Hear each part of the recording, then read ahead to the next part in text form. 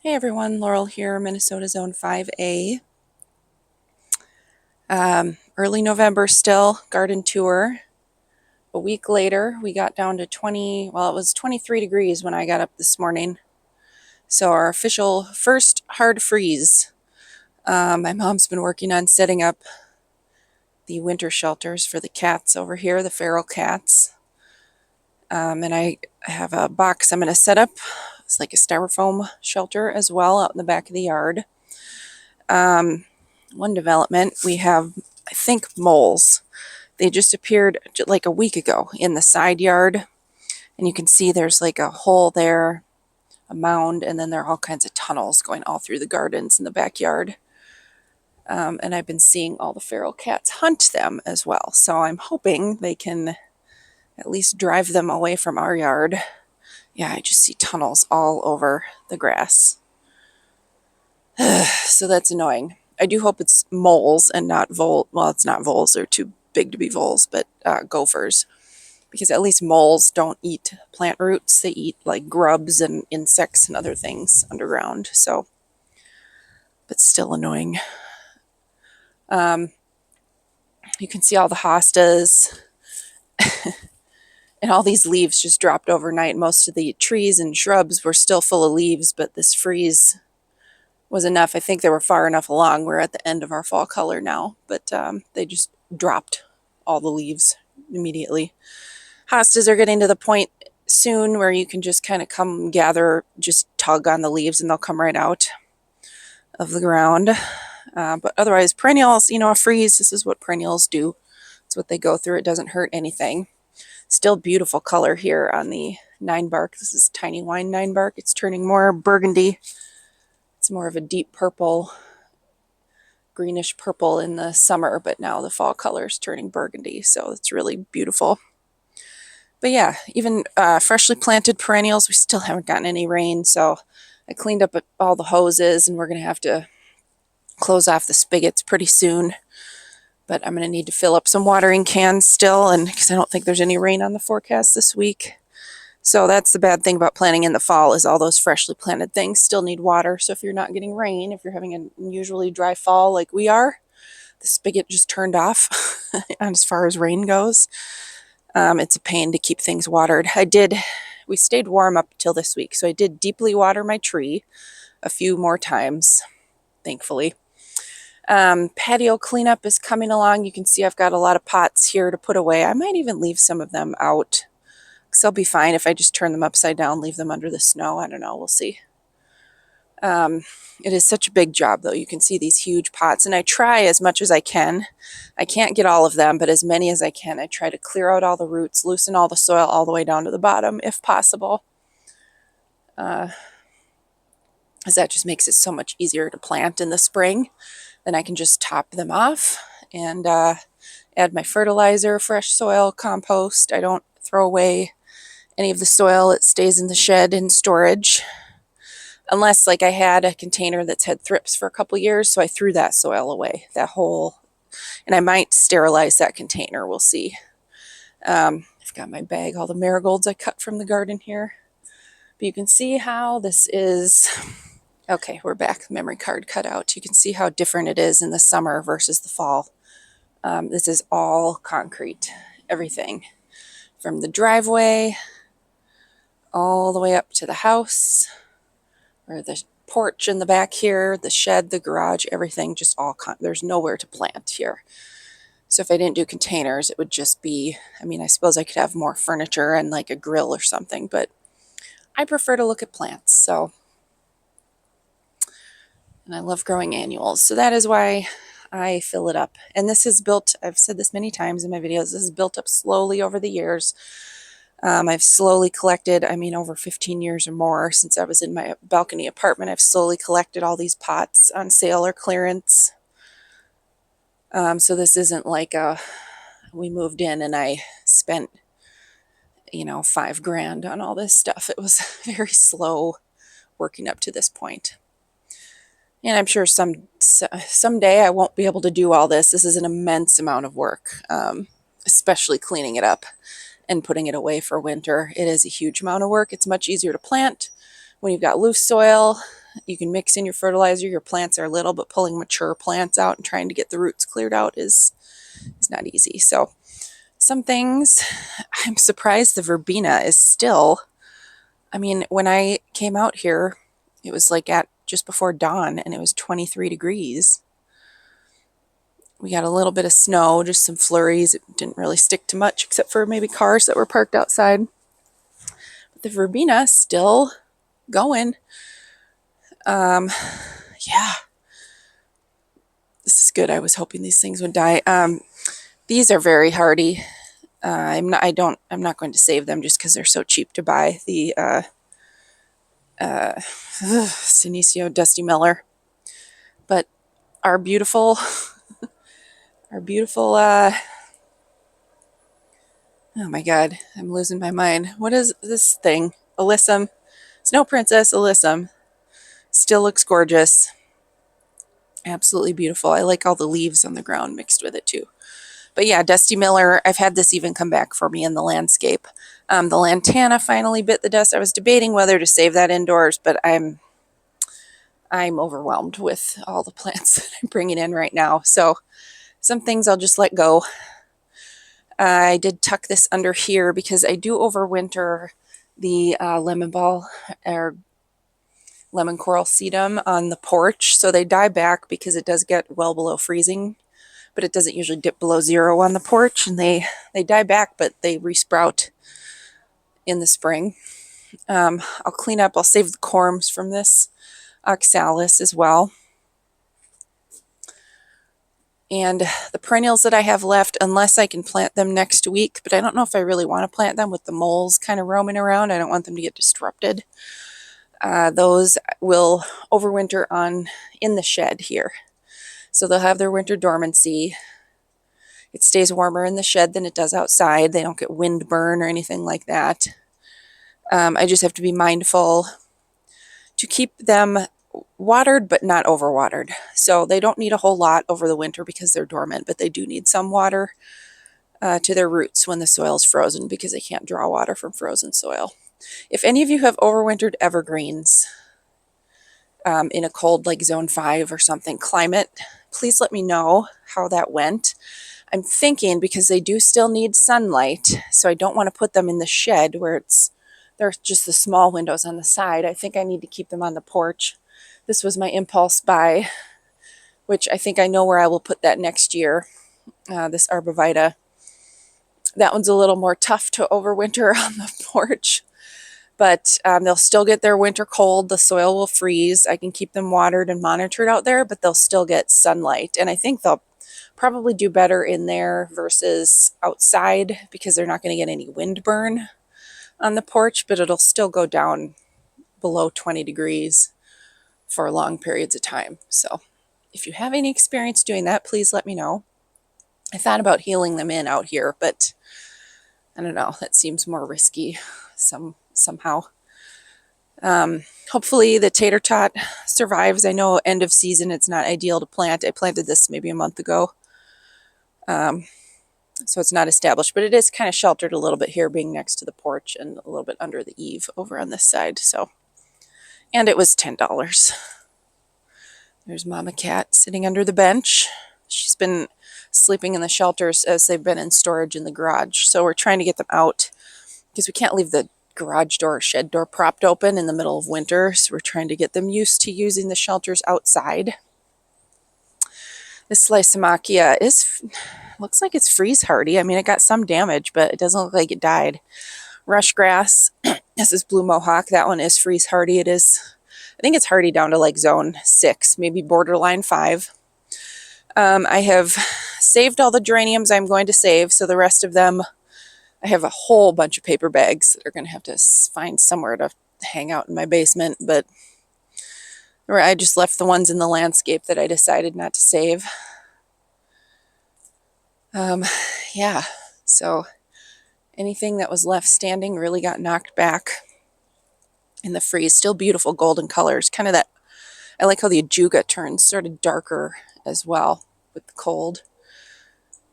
That's semi-evergreen. If we don't have snow cover, it dies back quite a ways, but it resprouts beautifully. If we do have snow cover, most of this stays intact under the snow. I can clean out this hanging basket.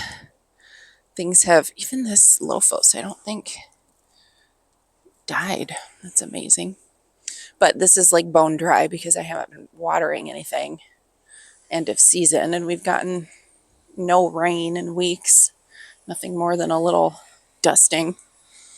Is that a word? A dusting of rain? Look at though, the Hakanakloa is still green back here amongst all the golden hostas that have died back. Bright green's really pretty there. Sadly, the toad lilies froze out. These were looking really gorgeous the last couple days. But this frost did them in, looks like.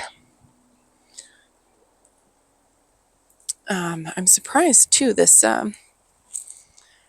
what's that thing? Meadow rue. Still stayed green.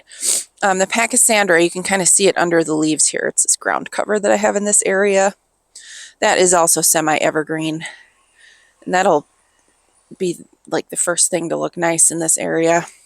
I do also have a new hellebore. It's hard to see because all these like weedy trees kind of in my neighbor's yard, volunteer trees, shed all their leaves just instantly. But that's okay, I'll just leave them as mulch. If I need to clean them up in the spring, I shall. I do need to get both the white for my beech tree here to protect it from both critters. I'll get 3-foot high chicken wire or hardware cloth or something to kind of put a circle around it. But then I want to get, I was reading the white, those like white tubing that you put that helps protect the bark from scorching winter sun. In Minnesota, I was reading on the U of M Extension website that somewhat the wind, but particularly the sun, can be extremely drying to tree bark in the winter, and we have such low humidity all winter long, and those cold winds too, that it really helps younger trees to use that sort of white plastic tube. Of course, perennials not really bothered too much. I can just look at these snapdragons. They still have blooms. Crazy. My 2 evergreens over here, I have been watering these as well. They were planted earlier in the summer, so I kind of like all the leaves falling though. I don't know why I've never had this many before. Maybe the trees are just getting bigger, or maybe just because they fall more slowly when we don't get an early freeze like this. Who knows? Man, it's cold. I don't even think I think 30 is our high today. So I do get warm. I have some nice insulated rubberized gloves for like work gloves that I use for cleaning out the pots to keep my fingers warm. And of course I work up a sweat doing manual labor. So my rest of me will stay warm as well.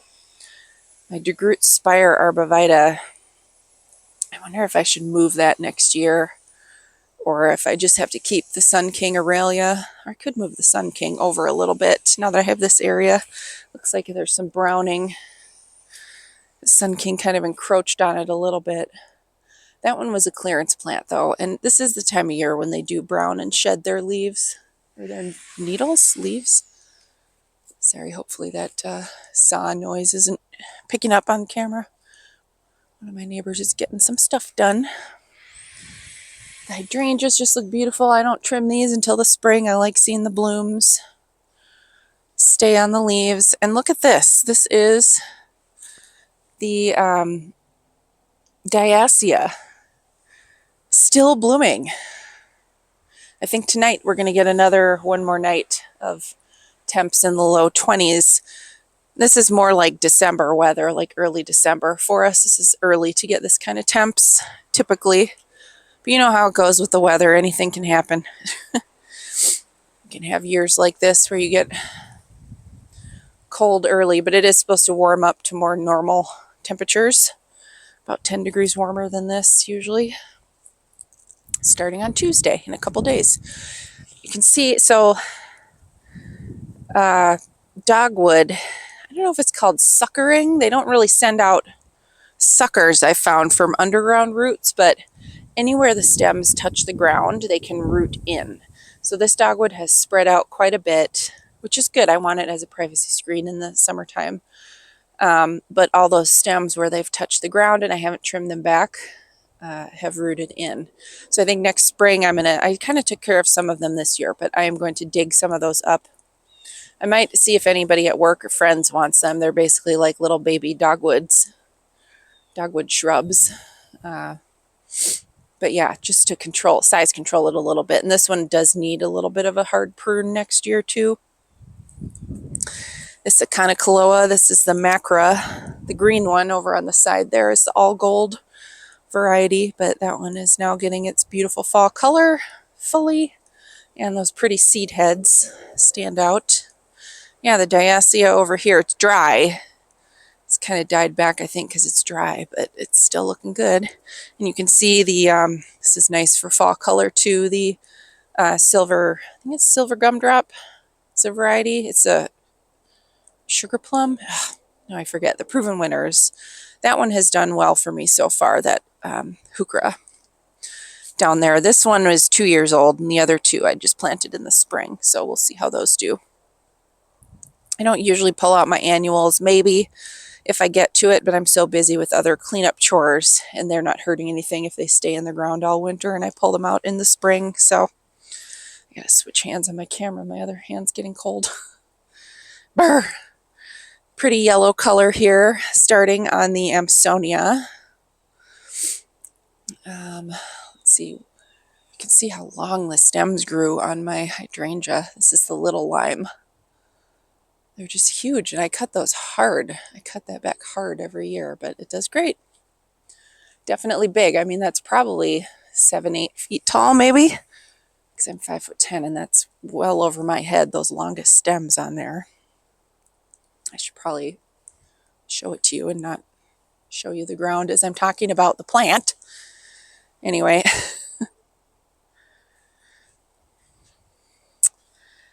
Yeah, ooh, there we go. Zoom out a little. Rose, probably won't protect this. The bunnies sometimes eat it to the ground. Last year it died off almost to the ground and it came right back and did well. This is peach drift shrub rose, so it is a very sturdy plant.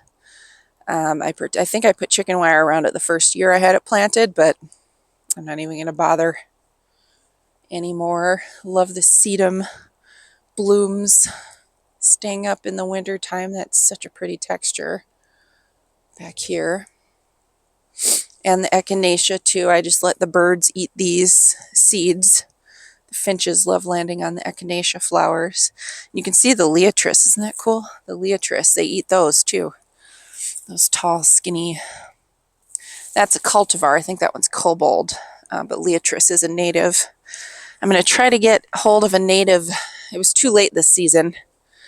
I did plant like a species one here, but I want to try to get a hold of a different kind of native leotris in the spring. Anna's Magic Ball. That gold cup. It turns more bronzy in the winter time, and then more chartreuse green for summer. And I will, once all my pots are picked up and put away, then I usually go through and put away all my concrete pieces as well. Look at this gorgeous snapdragon patch here too. Sometimes I've had snapdragons resprout and come back for me. This ajuga is called Chocolate Chip. It's spreading quite far, although so far it hasn't like smothered anything. It has very shallow roots.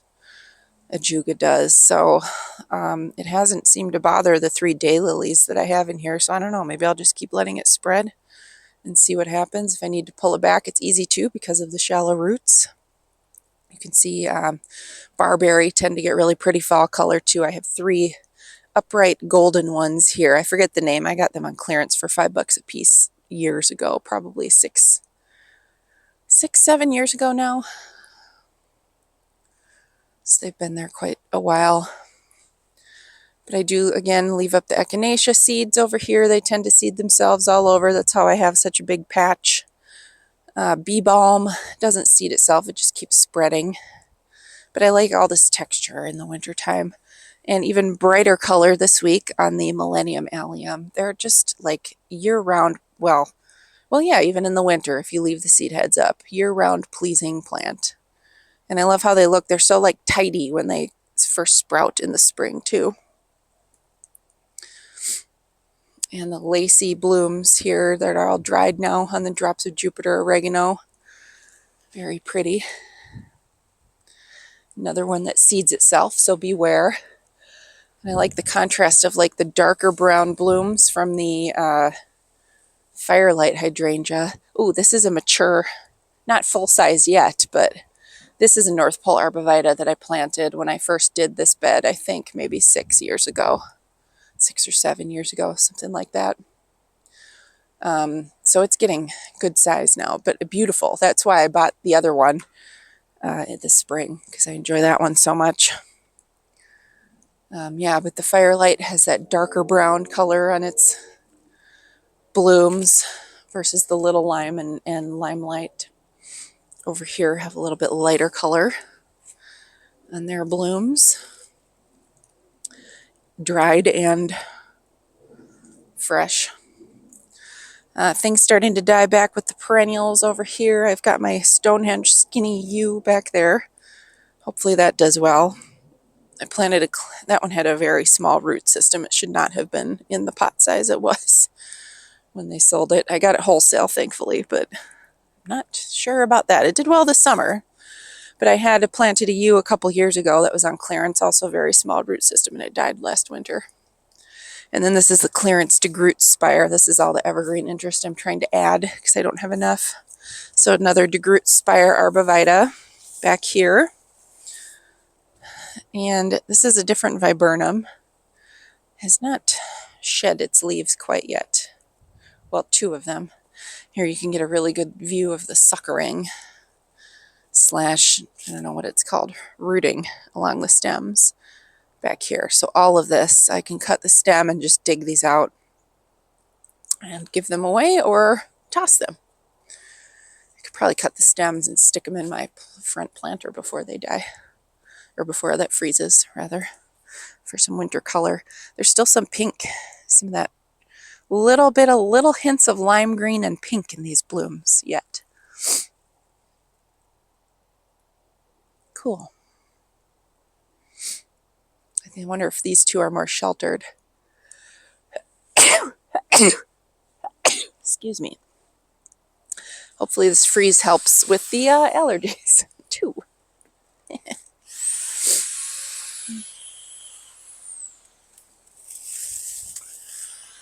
I did, oh good, the oregano is fine. I did come through here and oregano might come back. I harvested the Bregarten sage from this planter and cut the 2 rosemary because I wasn't sure if they would survive, but it's time. And then the oregano, I harvested some, but that might come back. This planter will stay out here. Otherwise, the veggie garden is gonzo. I think I'll pull, there's all these little baby zucchini. I might pull those off and leave them for the squirrels. I don't know if they would like those. I mean, it seems like they've been nibbling on them. So next projects after the pots are cleared out, I just leave all this out here. I might clean up some of the debris in these gardens, but need to plant my garlic and harvest the carrots.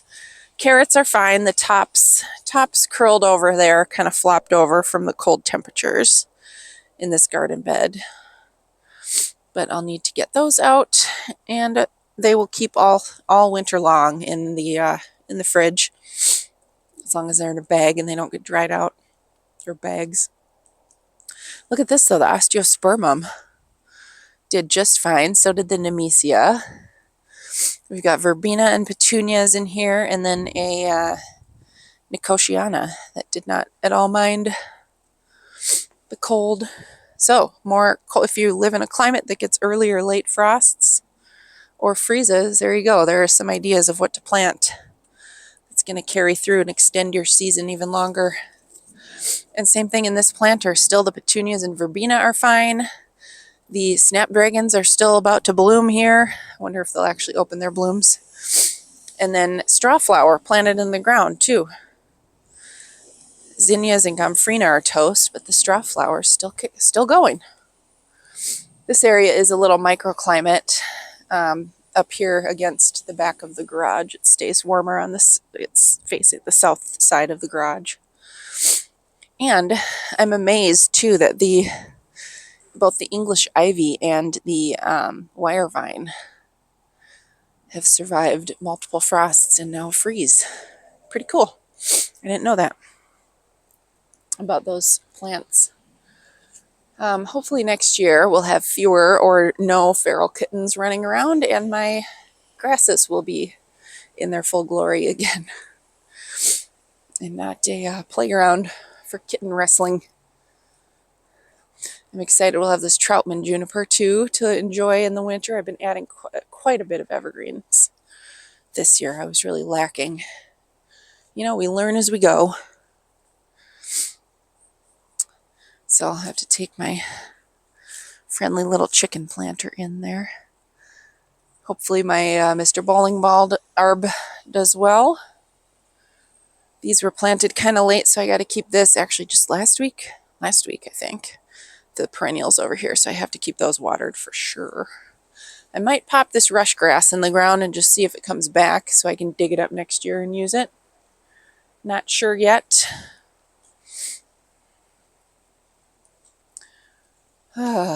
So much to do, but we're whittling away.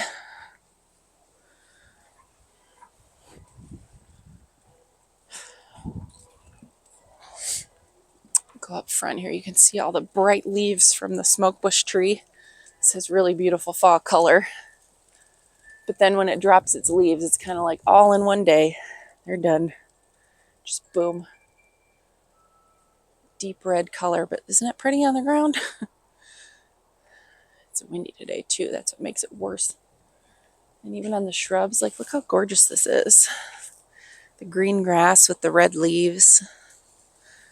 And look at them on top of the yews over here. Oh God, that's windy. It's cold wind. Brr. Whew. I'm not ready for this yet. Not when I still have garden cleanup to do. I did empty out the planters that were up here yesterday. Oh, look at snowflakes. It's snowing. I don't know if that picks up on camera. Oh, okay. We're going to finish this up pretty soon. Beautiful gold colors. Again, these hydrangeas just dropped their leaves. These snaps got a little more, you can see these are maybe a little more exposed to the wind up here too. So those are looking a little floppy. The irises I can see kind of flopped open. I have one more pot that I have to haul out, clean out. Gosh, hopefully the soil didn't freeze in some of these overnight. It'll be unfrozen by this week at least, but if so, what I do, if I don't make it to cleaning everything out, I got all my roots out that I need to save, all the canna and elephant ears. Then I just cut back the perennials and I just have to clean them out in the spring, the pots. Try to get to as many as I can though, just to save myself the work in the springtime. Look at the beautiful limoncello barberry color. Love it. I like how it's like multiple oranges, yellows mixed with the green and red pops. So pretty. This is one of the last things to turn over here. And yeah, I knew all this salvia would get hit by the frost, but I'm just going to leave this all here for the winter, other than these cabbage that got kind of frost or frozen here. I'll cut those off so they don't get all stinky and slimy. So yeah, things are looking good. I could do without the wind, however, once I get going, it won't feel so bad. Well, I'll leave you with that. Short one today. We're closing up the season. I hope you're all having good luck cleaning out your garden and not breaking your backs too hard. I know it's so much work. We think watering in the summer is work until I get to the clean out, and then I'm like, oh, I cursed the name of springtime laurel for planting all of this when I knew I would have to clean it up. But it's just so hard not to when you're in the spring. So many fun things, and at least we get to enjoy it for months beforehand before we have to labor again cleaning it all up. So thank you so much for watching. I hope you are all having a great fall, and please subscribe.